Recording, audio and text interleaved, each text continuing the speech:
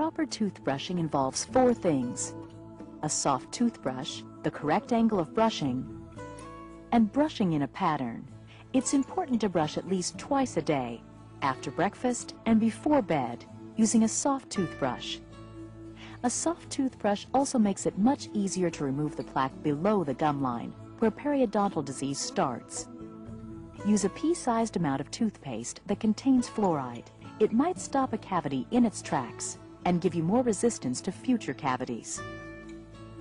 Angle the bristles of the brush along the gum line at a 45-degree angle. Apply firm pressure so the bristles slide under the gum line.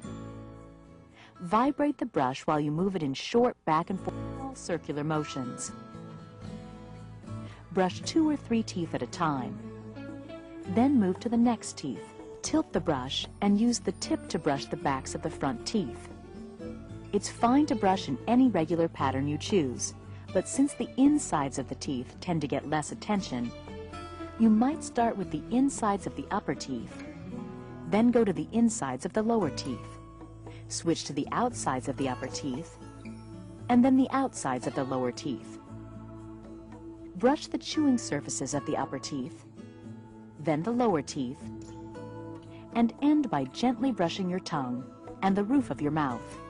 This removes germs and keeps your breath fresh.